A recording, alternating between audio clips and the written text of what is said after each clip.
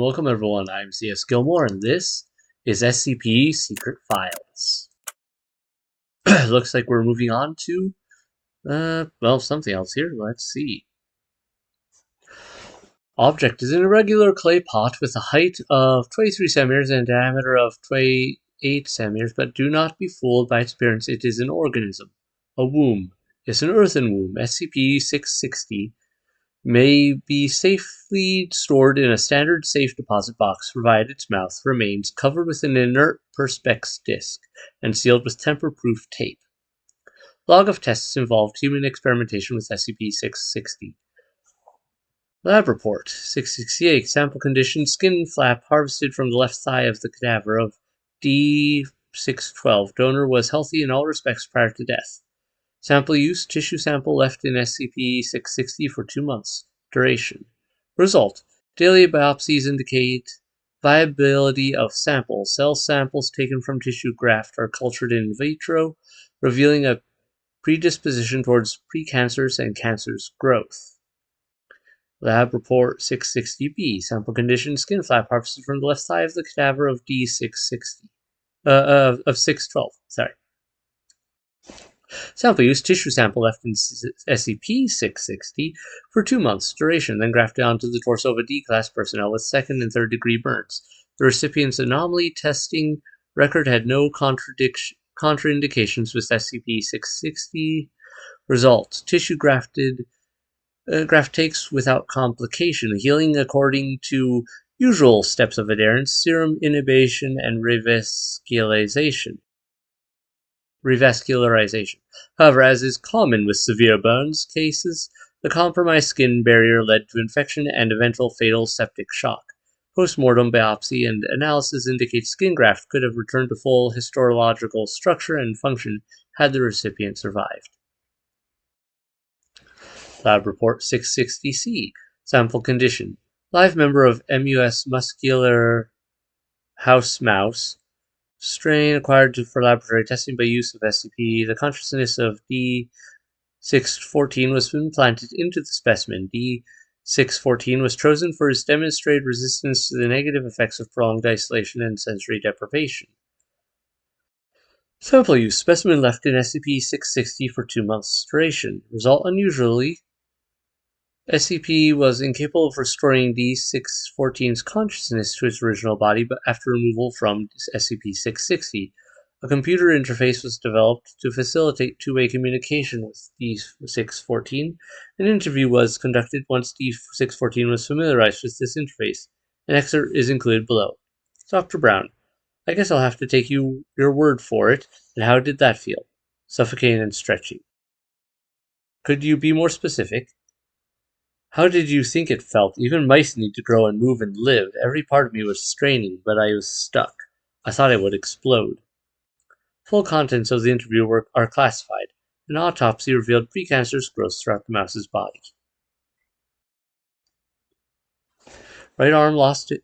Sample lab report 660-D. Sample condition: right arm lost in traumatic amputation just beneath the elbow. Sample use: D778 was severely injured in an incident involving SCP. Lost limb recovered as part of a cleanup operation. Subject would not have survived immediate reattachment surgery due to other injuries involving severe vascular compromise. Severed extremity preserved in SCP-660 in bid to preserve tissue viability. Result: right arm successfully reattached to previous owner. Subject reports return of sensation in fingers of right hand, contrary to poor prognosis due to severe tissue avulsion and nerve damage sustained in initial injury. Biopsy reveals little to no precancerous cell growth. Transplant ruled a tentative success. D778 has been retained for further observation. Addendum: human testing with SCP-660 is suspended due to the sudden death of D778 from teratoma with malignant transformation. I've seen fetus in fetu before, but never have I had one try to grab my probe during an autopsy. Dr. Grayson, Appendix 730-2012. As of today, SCP-661 has been neutralized. SCP-660 no longer exhibits any forms or shapes. any other forms or shapes, it has been classified as safe by the Foundation. Research on SCP-661 will be transferred to the Reliquary Research Institute. Details available to personnel with clearance 4-660. Well, that sounds like all sorts of not fun. Alright.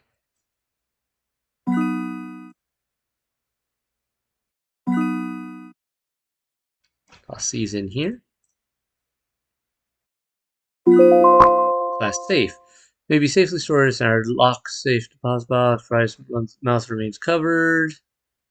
SCP may be checked out for testing and research with the written approval of staff level 3 clearance or higher. Huh. Tissues preserved retain abnormally high rate of cell replication. Several samples have tested positive for precancerous markers. Well as the exchange of biological matter between the sample and SCP's interior coating. Okay, all sorts of weird stuff. Human fetus original found in SCP-60, most likely having been sealed in the artifact for at least 6,600 years. However, SCP-61 immediately underwent massive transformation upon removal. Additionally, developing several consistent with anthropogenic progression is most likely neutralized. Details are available to personnel with clearance. It was recovered as an archaeological dig in where it was found in a purported gravesite among a number of other mundane artifacts. Beeswax seal covered the mouth of SCP-660 was dislodged during the excavation process, revealing SCP-661. Data expunged, after which the site was secured by the Foundation. The notes of Dr. presumed deceased enabled the isolation of SCP-660 from the rest of the artifacts. Yeah, all sorts of fun. Let's move on. Looks like we're just going to have a few of these go quickly.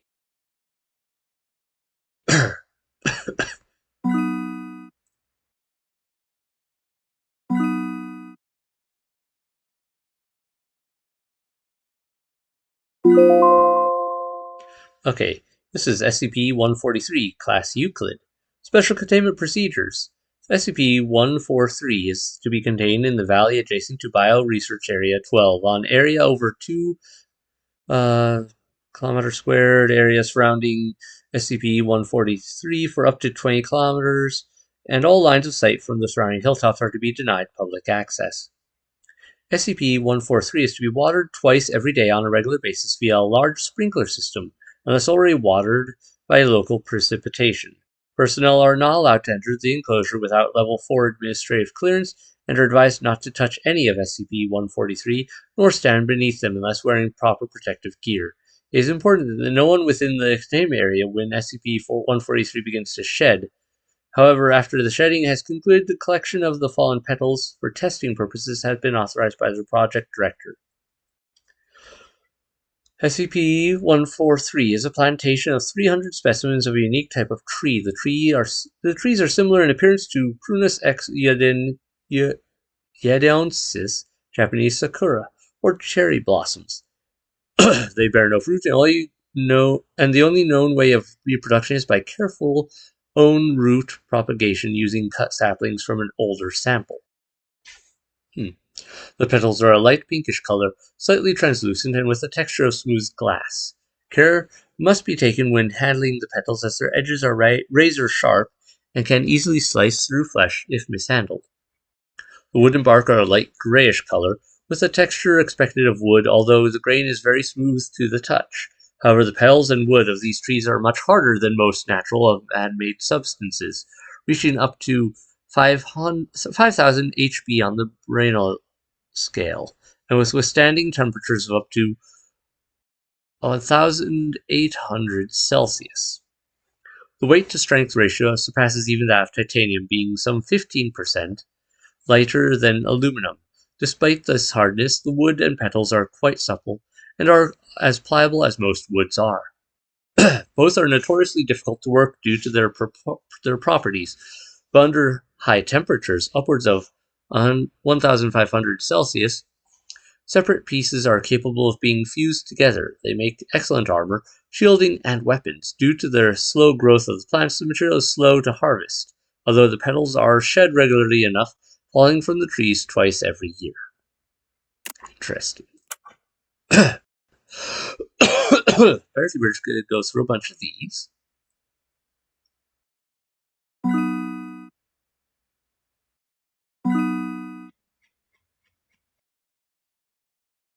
Alright, we're just going to go through it this way for time. Special containment procedures. Any access to SCP-261 must be approved by staff with Level 2 security clearance or higher. Any and all items dispensed by SCP-261 must be recorded, along with the amount of money entered and the amount of time elapsed between uses. Currently, SCP-261 may be used only 10 times in a 24-hour period, with no transaction exceeding the equivalent of 500 Japanese yen. Testing approved by Site Command is not under these restrictions. Items dispensed by SCP-261 should be reviewed by Site Health and Safety officials before consumption. Failure to do so releases the Foundation from any obligation regarding negative effects. Items deemed dangerous or useful to research will be confiscated by Site security, with financial compensation provided in proportion to money spent. Description: SCP-261 appears to be a large black vending machine with no front glass panel and a small keypad on the front side. SCP-261 was recovered in Yokohama, Japan. SCP-261 was brought to the Foundation's attention after investigation of an urban legend about a magic vending machine that was circulating on the internet. SCP-261 was found in a back alley behind a large shopping center with a handwritten sign saying "out of order" in Japanese taped to it. SCP-261 has no marks or identification of any kind, and no locals remember when or how it came to be in its current location. Internally, SCP-261 appears to be a basic vending machine, equipped to vend food and beverage items. After a key was made and the front door opened, no abnormal materials were found, and it was determined that SCP-261 has never actually contained any food or beverage items. The keypad, while connected and operating correctly, does not activate any of the dispensing mechanisms. When money is placed into SCP-261 and a 3-digit number is entered onto the keypad, SCP-261 will vend a random item. SCP-261 has not accepted any currency other than yen, with rejected currency being deposited in the coin's return slot. It is unknown how these items appear. However, SCP-261 will not operate when the door is open, or when recording devices are placed inside. The number entered on the keypad has no effect on the item vended, nor has any pattern been detected. Items are always some form of snack food and typically have bright, attention-grabbing packaging. SCP-261 is capable of operating and with no external power supply, but operation in this state will cause unstable vending to occur much more quickly than normal. If SCP-261 is used several times in a short period of time, and or large amounts of money are entered before an item is vended, SCP-261 will start to dispense bizarre items. While still food, their suitability for human consumption is often non-existent. Alright. So it's 5 minutes to 4 o'clock now. Just about ready. Kent, you're not coming? Nah. Doesn't suit me. What are you talking about? Hi, Carl. We're going to attend the monthly lecture. Monthly lecture? Each month, the Foundation invites someone famous to hold a lecture to share new knowledge and insights pertaining to SCP. For this month's lecture, they invited Dr. Trevor. He holds a high reputation within the Foundation. Interesting. Count me in. I'll send you the link to the monthly lecture. Just a sec. Bing. Marion Wheeler, addresses multi-purpose projection hall. And we're doing the Here There Be Dragons one, I think. Or some variation on it.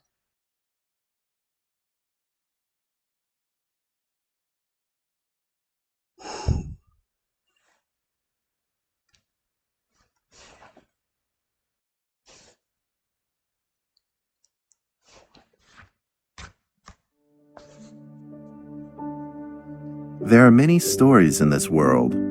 Some are read widely all over the world. Some are hidden in dust and known only by a handful of people. Today I'm going to tell you a story no one else has heard before. a real story of mystery and wonder and adventure. And then you too will become the guardian of this story. The story takes place in a world of long ago. The hero of our story is a little boy. His name is Daniel.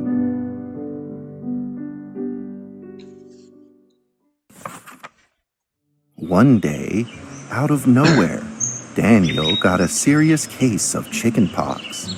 It made him look like a strawberry. To make sure he didn't spread it to others, Mrs. Page, the principal, had him isolate in an attic. And so, in the attic he lived, all on his own.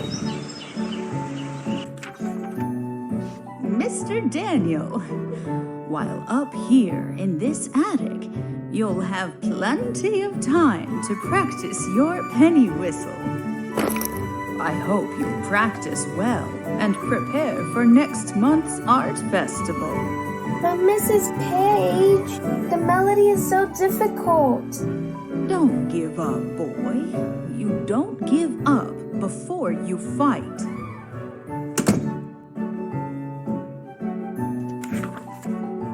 Daniel was reluctant at first, but he trusted Mrs. Page, and he knew he should listen. And so he practiced the penny whistle. Oh, okay. Minigame. Great. ASDF. Space.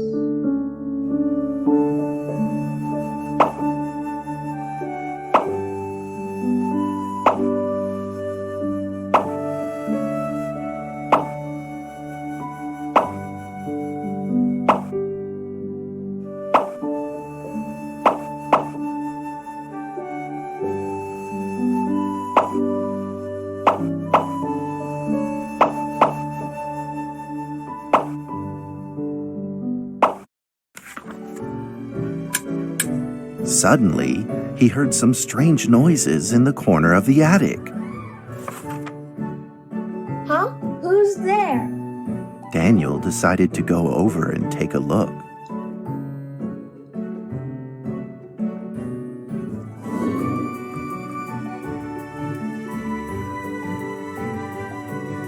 Oh, I'm actually in control. That was more of this. Weirdly colored room. Different.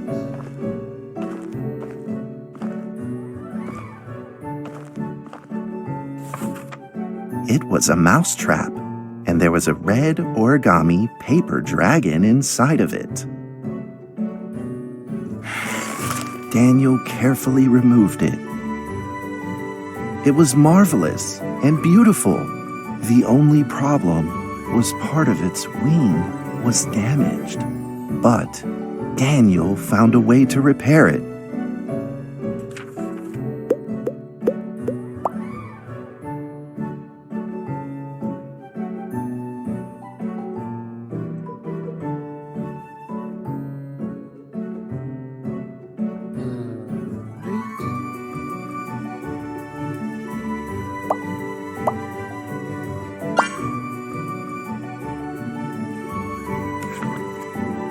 Daniel held the repaired paper dragon high up in the air, imagining that it soared over all the world below. He played and played with the paper dragon. Wee! Woo! Dragon! Soar! In the warm afternoon sun, Daniel had to fight his eyelids just to keep them open.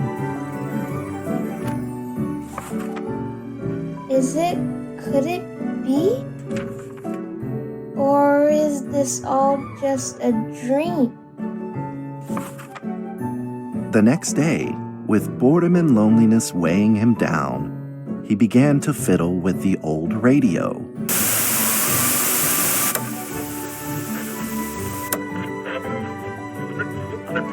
Our town is located in the plains, where earthquakes are not particularly common. Although there are 17 fault zones around us, they are all inactive.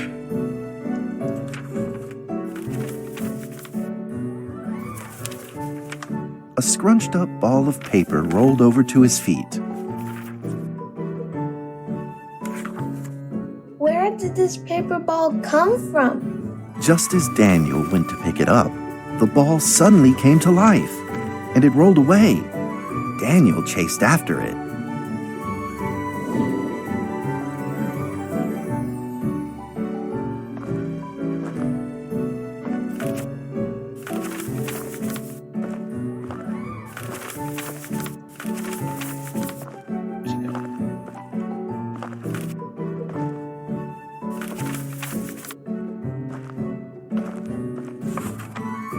Just as he was about to seize the rolling paper ball, suddenly, terrible sparks erupted from it.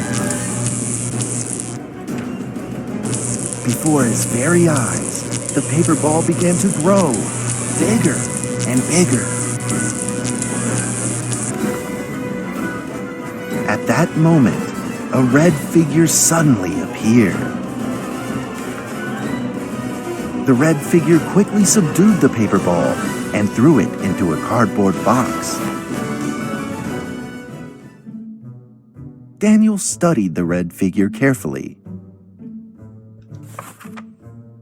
It had a sticker on its fluttering wing. It was the paper dragon. I wasn't dreaming. Thank you for saving me. Daniel was grateful and very happy. He walked closer to the paper dragon, but the paper dragon seemed timid and afraid and backed away. Just then, Daniel had an idea. He took out his penny whistle and slowly played a tune. All right, let's do this.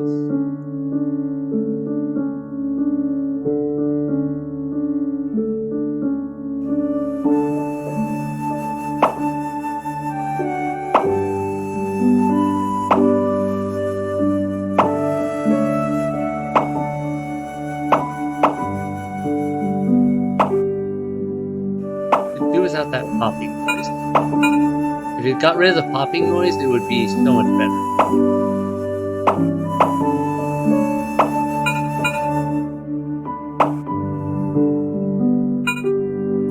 A little slow. It got screwed up on which plane.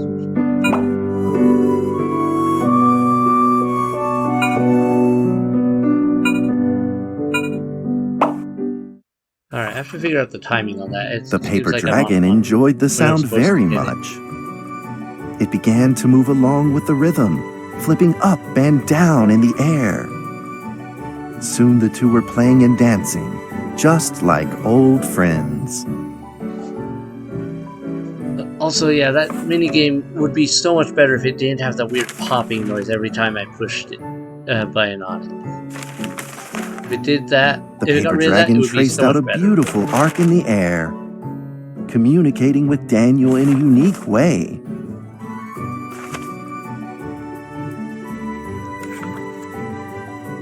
My cherished friend, after many long years, we finally meet again. Tell me, how has your family been? A great thank you for playing that music for me. You know how I love the beautiful rhythm of that instrument. But we ought to take precautions, as the room is not stable. Do you still remember how the room works? You're welcome to visit any time. The piece of paper then changed back into the shape of a paper dragon and flew into the cardboard box. The box closed shut, and a calm silence was restored to the attic. Daniel rushed to find a watercolor pen and marked the box with excitement in his fingertips. Here there be dragons. Or here be dragons.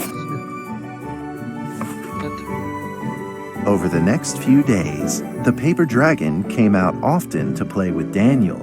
During this time, Daniel introduced many of his friends to the paper dragon.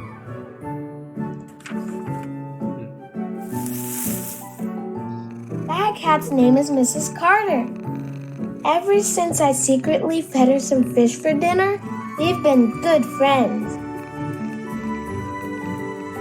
That's Duke, Mrs. Jessica's pet. He doesn't like Rainy Day or Mrs. Carter. Only smoked sausages for his taste.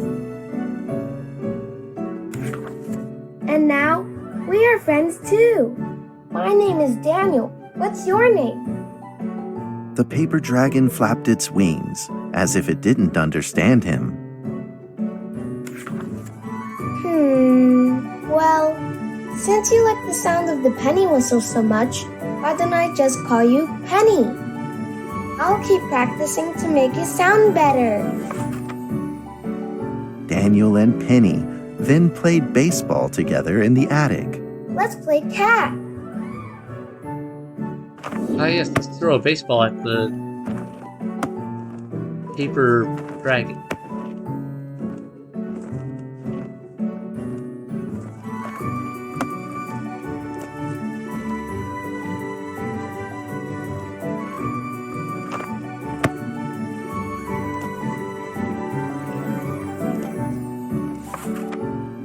But just as they were in the middle of enjoying themselves, a violent shaking suddenly rose from the ground. The stubborn earthquake is back at it, folks, and it seems even stronger than last time. At this moment, the box suddenly shot open, and thick clouds of smoke billowed out, followed by several paper balls.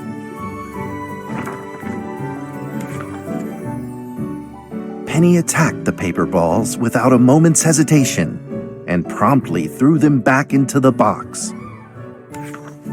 Penny then flew around in front of Daniel and rushed right back into the box.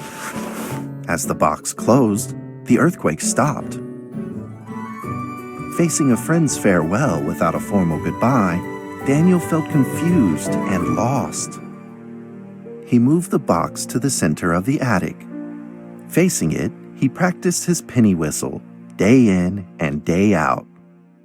Alright, looks like we're getting another of this. Very likely.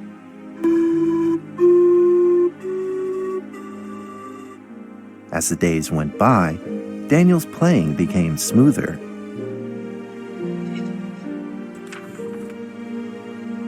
One day, the box suddenly began to move. Huh? 1, 2, 3, 4. This time there were 4 paper dragons. But they weren't alone. Enemies began to jump out of the box too. Earthquake! Another earthquake! This time it's reached a magnitude of 5.8! In that small attic, the 4 paper dragons fought fiercely against the paper balls. This time, the paper balls used new tactics. They clumped together into a single monstrous ball of paper. It began to shoot strong bursts of electric sparks at the paper dragons as they flew through the air. As they were hit, the paper dragons fell from the air, one after the other. Seeing the injured paper dragons, Daniel felt very distressed and anxious. Just then, one of the paper dragons painfully started to fly and gathered the remainder of its power. The paper dragon transformed into a great beam of light and dove straight down to pierce through the monstrous paper ball. And then came another paper dragon. The monstrous paper ball was blasted to bits, exploding into smaller paper balls. Trembling, they struggled to escape back into the box.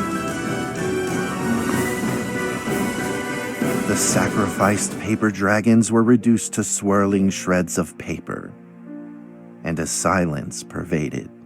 Peace and tranquility were restored once again to the attic.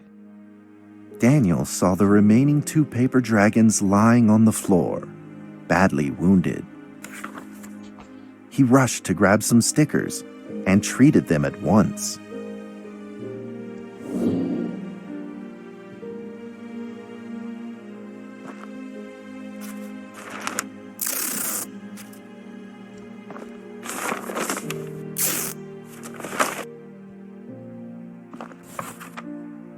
Suddenly, countless paper dragons began to gush from the box. The 2 wounded paper dragons were repaired and began to fly. Like 2 colored threads, they merged with the other dragons, flying in unison. The dragons moved like a tide, flying freely through the attic. Daniel eagerly took out his penny whistle. He showed all his paper dragon friends the results of his hard work and practice. I'm going to screw this up before I still don't quite understand the type.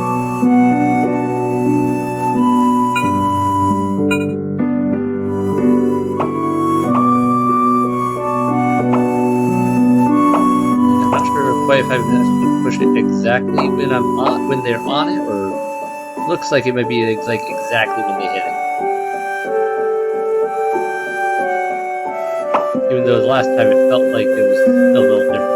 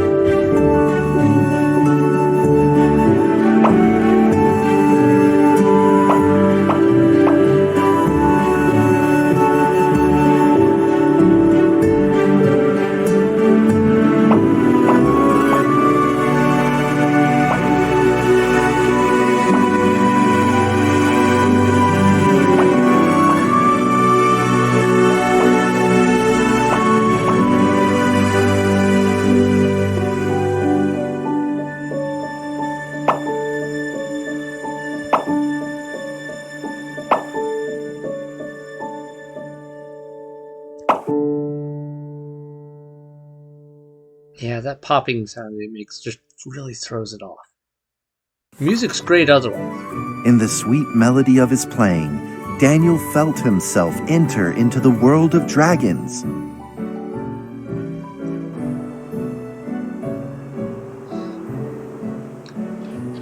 Into the world of dragons. There's a rabbit. Yes, dragons. Oh, there we go.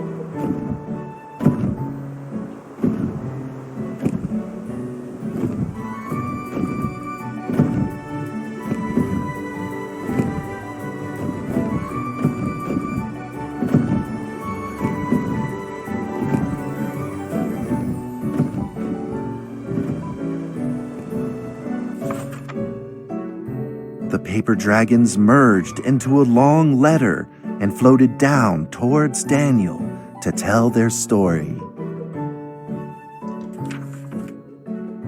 After the last war, the fantasy world enjoyed a long spell of peace and stability. But now, the giants have returned.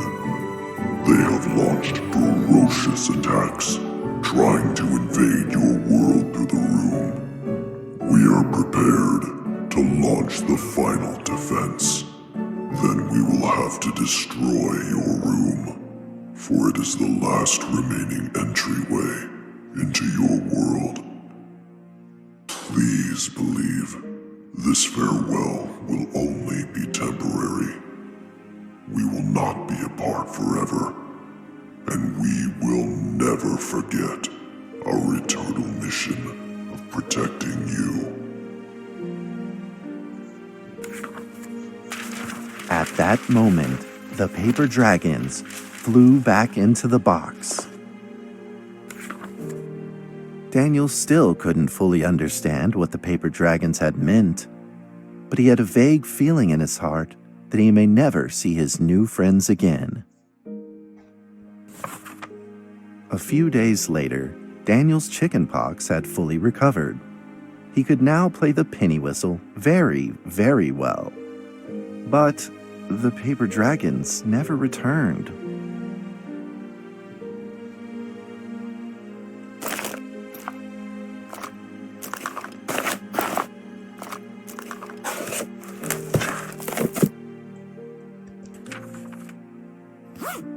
Maybe it was time to leave and move on. Earthquake warning! Magnitude 6.2! A massive earthquake is hitting our town! All townspeople, please leave your houses immediately and move to safe, open spaces! Just then, countless paper dragons shot from the cardboard box. However, it seemed like they were under attack, spinning and falling through the air in confusion. What's happening? Daniel quickly grabbed the stickers out from his bag and did his best to heal the injured paper dragons.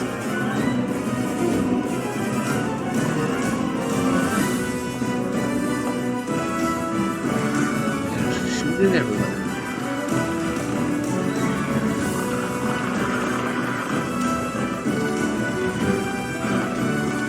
Yeah, I can't seem to do anything.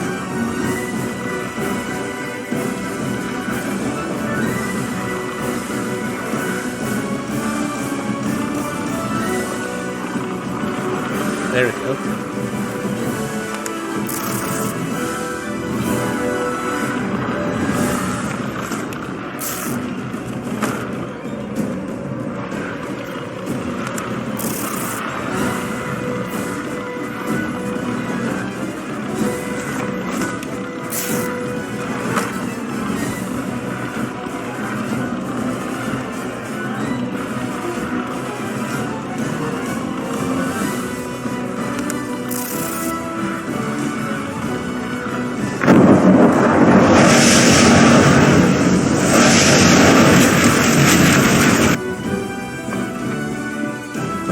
Balls swarmed together and pushed Daniel away, subduing him firmly in the corner. He couldn't move. Suddenly, ominous clouds rose from the box, and a violent lightning flashed through the room. The figure of a giant slowly emerged from the thick clouds, and the entire attic became overwhelmed with its evil aura.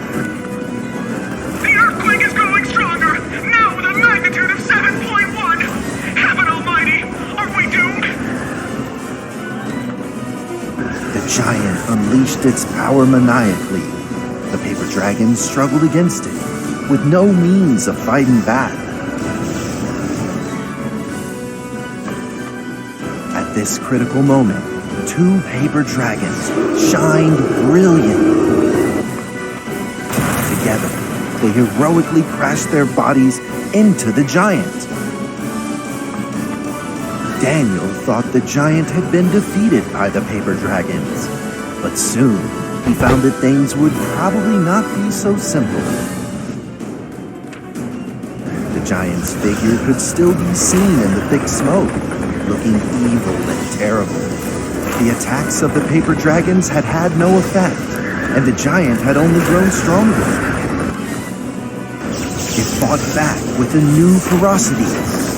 The paper dragons were simply no match for it. The earthquake is going stronger still! The greatest disaster this town has seen in over 100 years! My heavens! Will this nightmare ever end?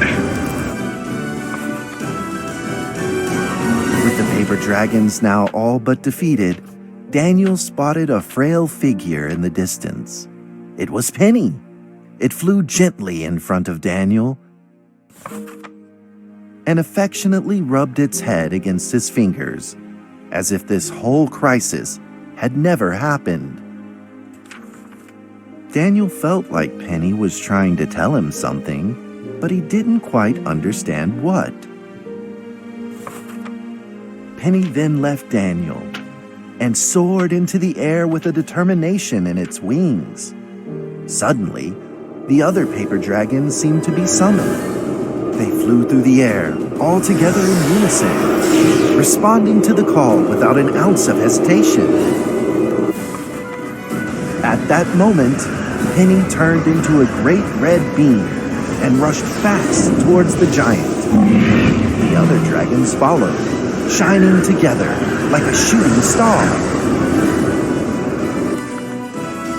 At that moment, Daniel seemed to see a real dragon flying. No!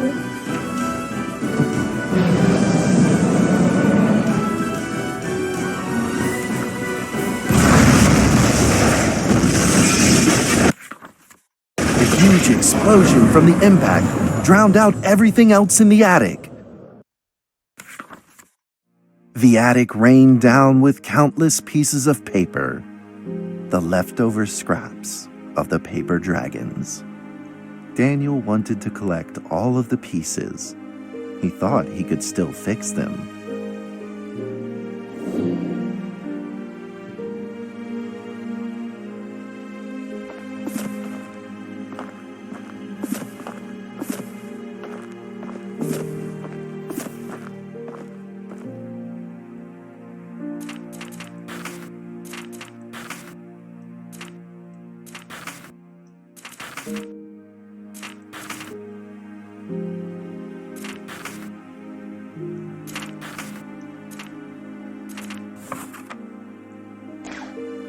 Goodbye, my friend.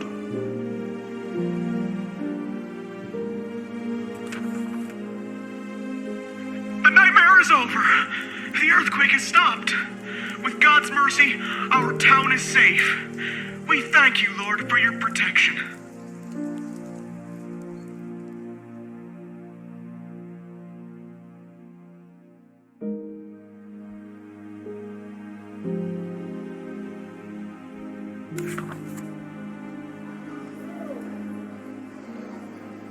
A few days later, the art festival was held as scheduled. Daniel attended the show with his penny whistle.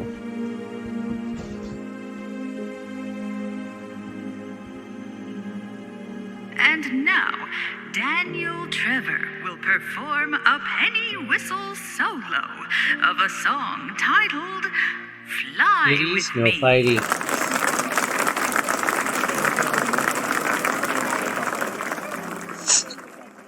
Bruce, quit picking on the other cats.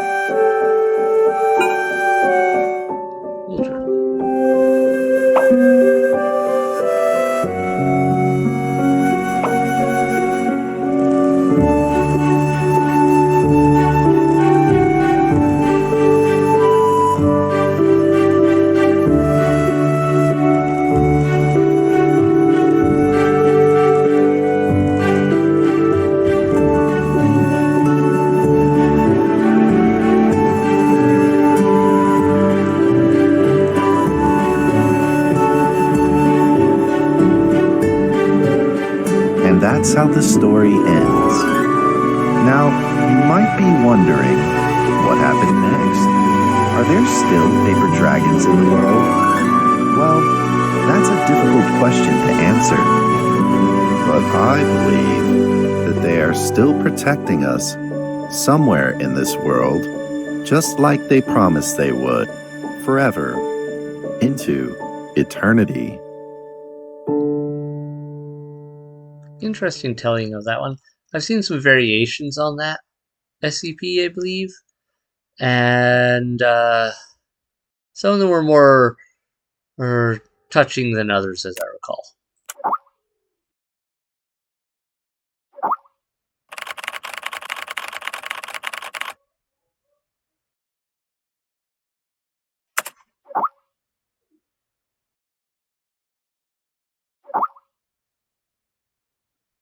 Military Research Institute, where Dr. Daniel is the supervising director. Dr. Daniel, huh? The cardboard boxes remain silent.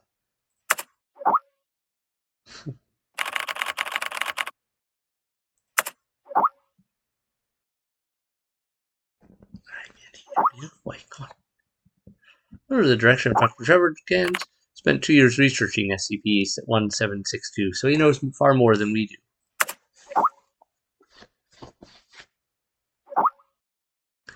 Hey, I told you all that particular SCP didn't suit me. Oh, come on, Gent.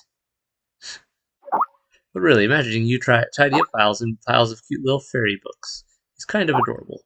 Enough already, I'm getting back to work. But I'm going to stress the point again. That particular SCP did not suit me. I've been here for a month now, and I am now entirely adjusted to the job. Though the content of my work is to simply process archive files, it is work that will never bore me. A few absurd jokes aside, most of the archives are really rather fascinating. I have been having hallucinations lately. I feel like someone is calling me, a voice low and uncertain. They seem to be trying to communicate with me, but I cannot understand a single word they say. In fact, I had planned on seeing a doctor, but Zoe told me it was the typical rookie syndrome. It would clear up in a few days. Now, you talk to the doctor about that. Generally, especially in the SCP Association, there are some things that you don't want to risk that sort of thing with. I certainly hope that is the case.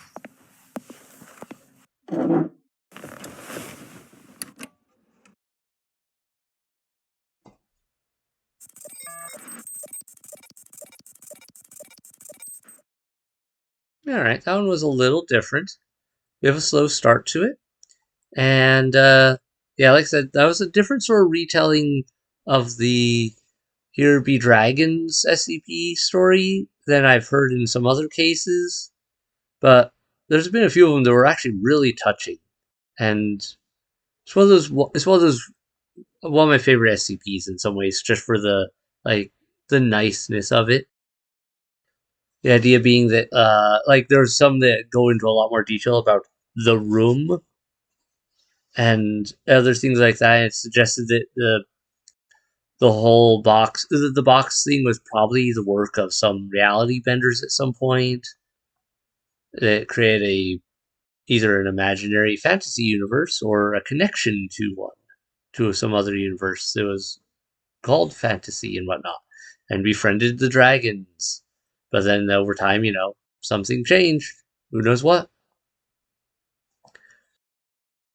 Anyway, that should do it for this one tonight. I need to call it a night. Thanks everyone so much for watching. I hope you enjoyed it. Hit like, hit subscribe if you're new here to keep up with new releases if you haven't already. And good night. Bye.